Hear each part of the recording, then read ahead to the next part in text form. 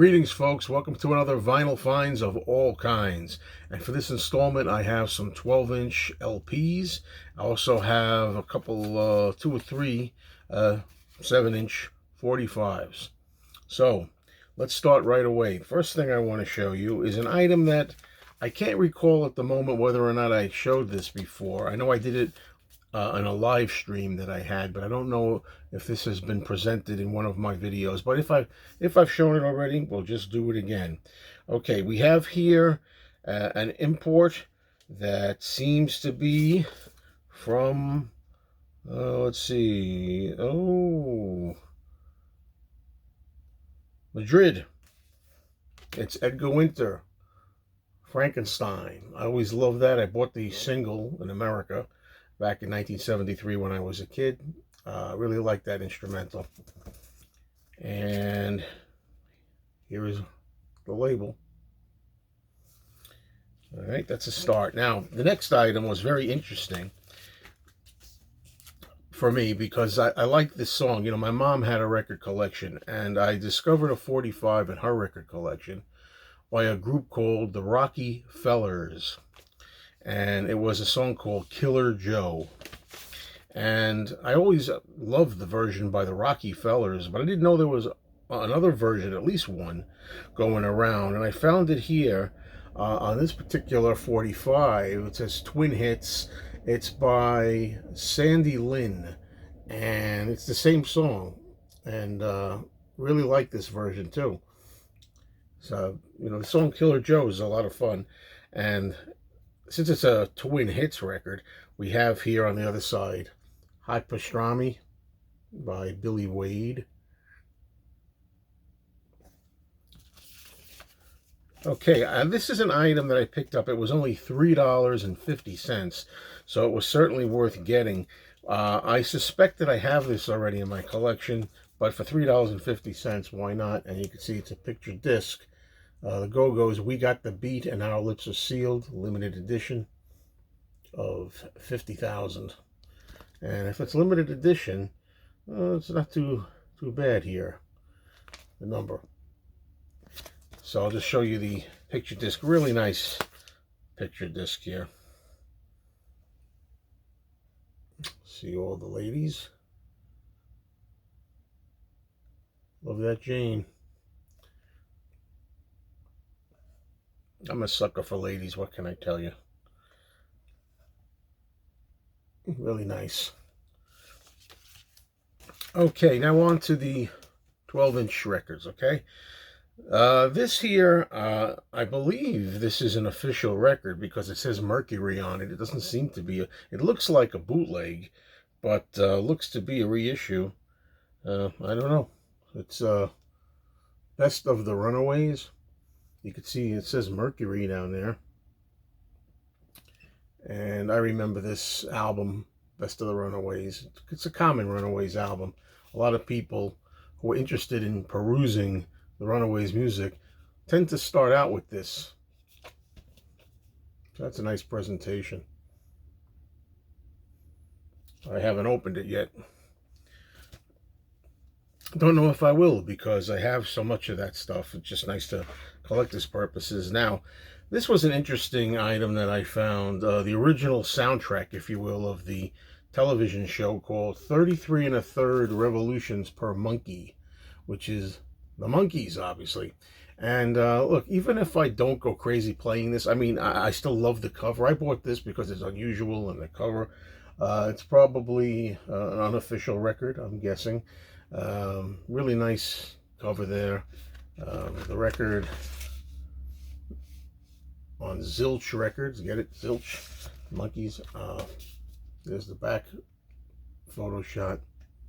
Don't know much about this, but I thought it was worth having. Now, I remember seeing probably a VHS tape or a DVD, I'm not sure, of this show. I don't remember loving the show too much. I don't remember it being a very good show. I am a Monkees fan for sure, but I don't remember really liking the show. So, okay, now let's go for a couple of Chipmunks records. This was $1. For $1, I had to have it. And not in that bad shape for $1. Let's All Sing with the Chipmunks. with David Seville and the Chipmunks. You know, really nice album. It's kind of like got a red foil. You can't really see it because I have it inside this with the resealable flap. Don't really want to take it out of here. It doesn't do it justice in here, but it's really like a foil. And of course, the Chipmunks at this point, you know, they don't have the usual cartoon characters as we knew them. You know, Alvin, Theodore, and Simon. Okay, the next one. This was fun to hear. Chipmunks A Go-Go. Now that's the characters as we know them, right? Later on, David Seville. And it's got a lot of 1960s hits on there. Look at that.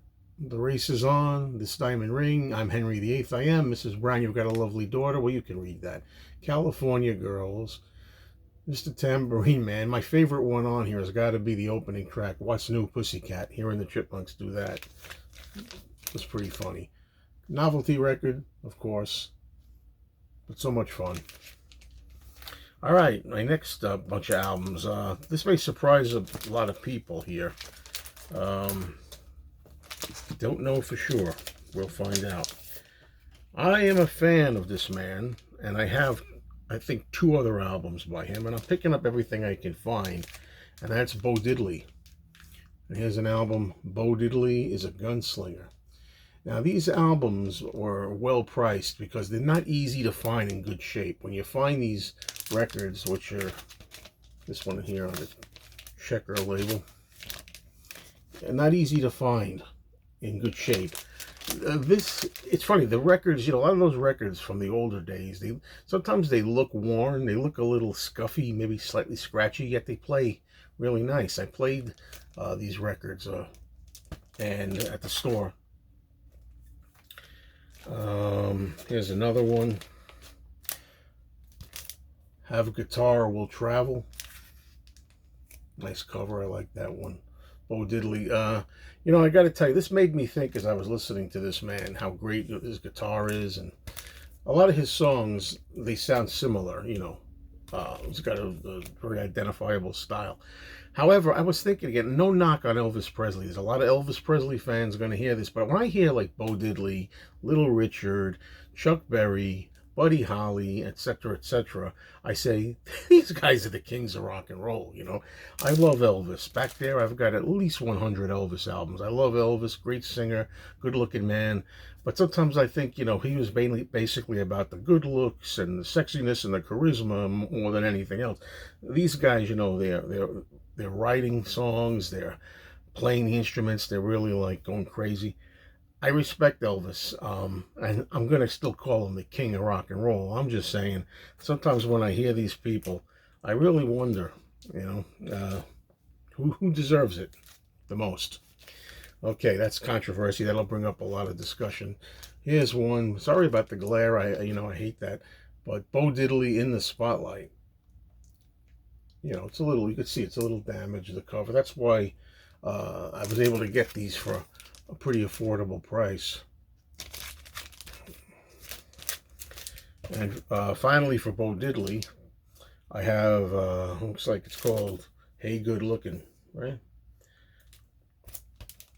Hey Good Looking, Beau Diddley. All right. Yeah, I'm a Beau Diddley guy, for sure. And I already have, like I say, a couple of other Beau Diddley albums. Again, you know, the condition, not great, but they sound very good, despite the condition. Otherwise, these things, you know, you're going to pay $100 or more for them. Okay, now for something completely different, okay? I am amazed that I found these, because sometimes I talk about feast or famine, you know? One day I was at my record store, and I found this. The first Partridge Family album called The Partridge Family Album. And it was in the shrink wrap. And it has I Think I Love You on here, which is pretty good right off the bat. That's kind of the main reason to have it. But it does have I Think I Love You, doesn't it, on here? Yes, there it is. And it's in the shrink wrap in nice condition. I didn't know when I picked it up. I found out later because my friend Robert S., hello if you're out there, Robert S. got this album after me. In fact, it's weird. We kind of like, we both had our eyes on this. Okay, he wanted to buy it, I wanted to buy it, and I thank him, Robert, for allowing me to buy it. He said, "Yeah, you take it, you take it." Well, they always say if you do a good deed, it always comes back to you. And what's interesting is I didn't know there was a photograph in here that originally came with it. There is no photograph here. It came back to Robert S.'s generosity because when later on at the record store, he found another copy of this. It wasn't in the shrink wrap. It was without shrink. But guess what? His copy had the picture insert in here. So I do want to try to find the insert for that to make it complete. Well, anyway, I had found that album at my record store, and then not too long after, I found two more records by the Partridge Family in shrink at my flea market. I mean, how often does that happen? It's either feast or famine. And here's this one here, Up to Date. Now, this one does have, in the inside, I believe it's a book cover. David Cassidy, Partridge Family. Yeah, so this one does have the book cover. Oh, a little ripped there. Gotta be careful. But yeah, I didn't know when I bought this that this actually was in there. I had no idea. Leave this for later after the video.